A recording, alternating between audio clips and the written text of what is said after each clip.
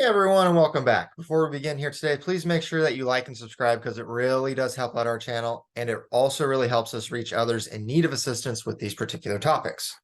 So today we're going to be looking at calculus derivatives of polynomials, and this will be our sixth part. So what we're going to be doing is determining the derivatives for the two expressions shown here on the screen. And both of these expressions will be solved using this formula, where we are taking the derivative of a variable, and this happens just happens to be x, where we have a constant a, our variable x to the power of b. So anytime you see an expression written in this term, or in these terms, the derivative will be this, where you have your constant a goes through untouched, and then we have our variable x to the power of b.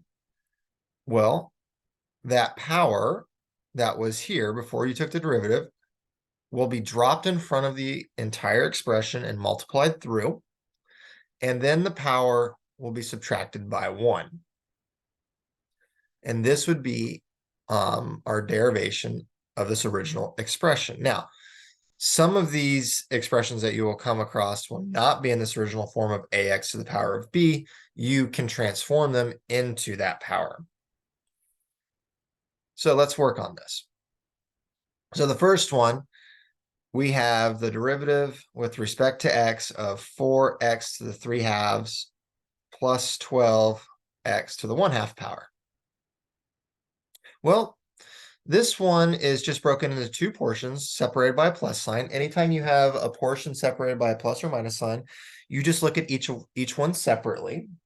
So essentially what we have going on here is this, where we take the derivative with respect to x of the first portion, which is 4x to the 3/2, and then add that with the derivative of the second portion, which is 12x to the 1/2 power.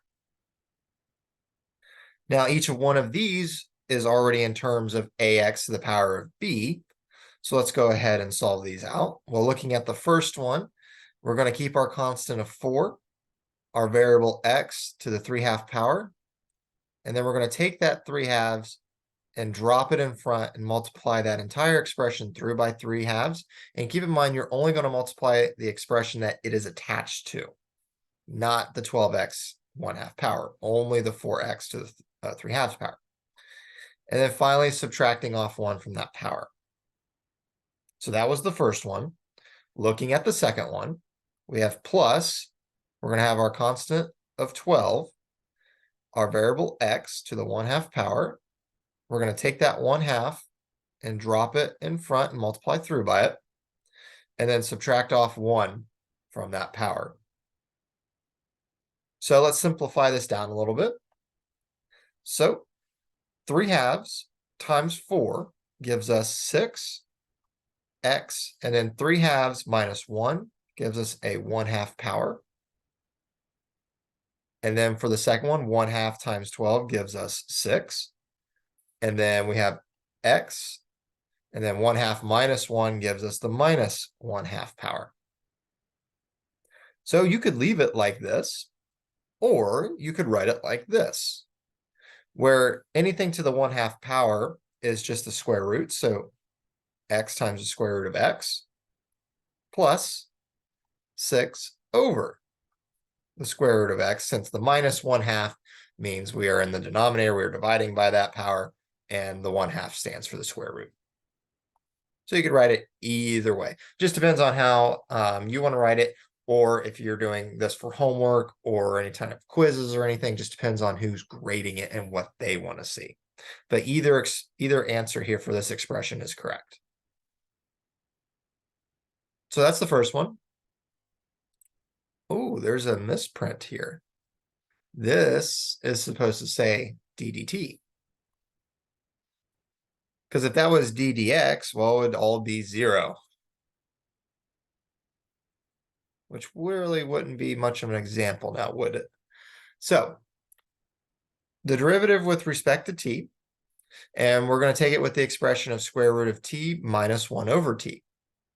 So once again, we are separated two terms by a minus sign, so we're going to separate these out into different parts. So the first one is going to be the derivative with respect to t of the square root of t minus the derivative with respect to t of 1 over t. So not really in the terms of ax to the power of b just yet, but like what we did with the first one, going from x to the 1/2 to square root, we're going to revert back to the power version here. So this first one, anything to a square root is just simply that variable to the 1/2 power. And then subtracting off the second one, which anything in the denominator of 1 divided by that variable is just going to be t to the -1, just like how x to the -1/2 meant we were dividing by the square root of x. So now we are in terms of the axb portion here. So we can do the same math that we did before here. So taking the derivative of the first one, we're going to have our constant, which is just 1, attached to that t to the 1/2 power. Take the 1/2, drop it in front, and then subtract 1 off your power. And then the second portion literally just has a -1 attached to it. And the -1 is indicated by the minus sign here and no number actually attached to it here. And then we have our variable t to the -1.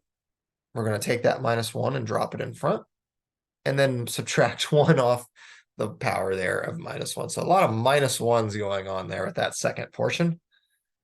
So simplify this down. 1/2 times 1 gives me 1/2 t.